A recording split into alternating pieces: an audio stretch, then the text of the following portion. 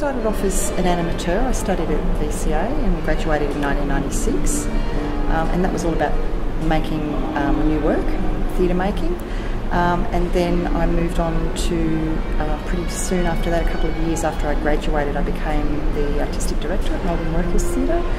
And that company, of course, was really interested in social political theatre and making new work. And it had a very strong playwriting background as well. Of course, Patricia Cornelius and Steve Payne being the founders of that company. And it was fantastic to work for that company because they really did teach me a lot about, strong playwriting and structure, and how to get political issues out there without being didactic. And it was a great training ground. And I guess I fall into both directing and writing and making and dramaturgy. I guess training in that theatre making area, you sort of become a jack of all trades in a way. So, and, whatever the story needs to be made, however it needs to be made, whether you initiate it yourself or people invite you, I can kind of call on those different skills.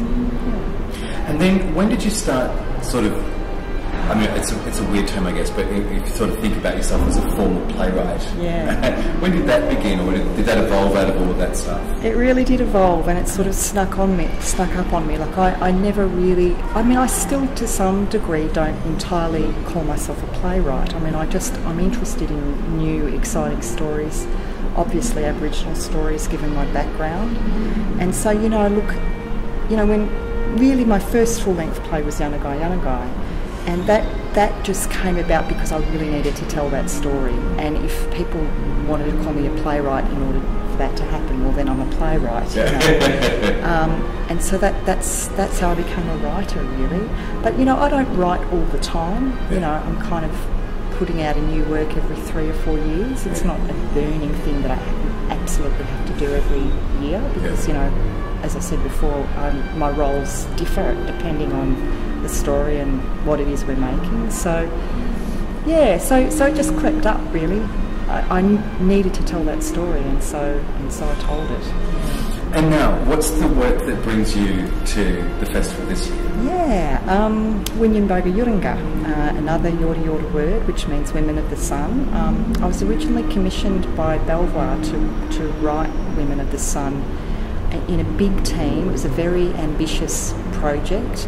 Wesley Enoch and Tony Briggs had an idea to create a staged adaptation of Hillis Maris and Sonia Borg's Women of the Sun, which later became a tele-series, which Bob Weiss directed and produced. And so a big team of us mob got together,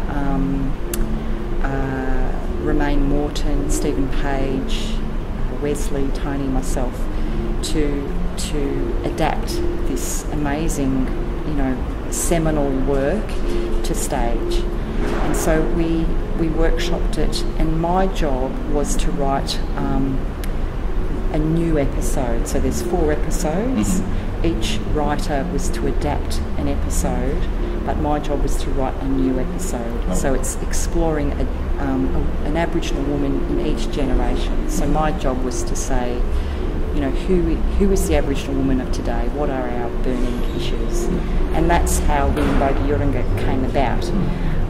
So that ambitious project never got its legs. They pitched it to festivals, but for whatever reason it didn't get picked up. So I had this little 20-minute play in my back pocket. So, and I guess it just kept knock, knock, knock, as these things do. And then, of course, I submitted the play to Playwriting Australia, and they gave me a workshop in October, and it gave me an opportunity to expand it and make it into a full-length work. So when I made that play and I was researching it, I interviewed a whole lot of Aboriginal women that I know around Melbourne and Victoria, because that's where I was living at the time. And so Winyanboga Yurringa is here. And how's it been in the rehearsal room, and you hearing it? And look, it's interesting because you write something and it's in your head, but I guess I didn't realise how fantastic it is to see 7 Aboriginal women on stage, Yeah, you know, and I'm so excited because I'm like, well, I haven't seen that before, you know, have you? So that to me is kind of really exciting, and I didn't realise that until you get, you know, all these glorious women in the room, you know, Leah Purcell, Ursula Jovic, Casey Donovan was there at one stage. I mean, there's women all there, you know, on stage, and that's really, really exciting. I feel a bit excited just hearing that. It is. No, it's great, and I just think getting our, you know, women's story out there and doing it completely from an Aboriginal woman's perspective feels really exciting, you know. And Leah's there as a director, and I'm there as the writer, and we're just kind of putting it out there. Lovely. Yeah. So, how's your experience been with the festival? And also, you mentioned that you did an earlier workshop. Yeah, I did. In October. I did 2 weeks actually, and I worked with Chris Mead, who's my dramaturg, and Leah came on board as well. You know, look, it's just been fantastic. I mean, you get these people who are incredibly skilled. You know, they really know their stuff, and you know, and they want your work to work.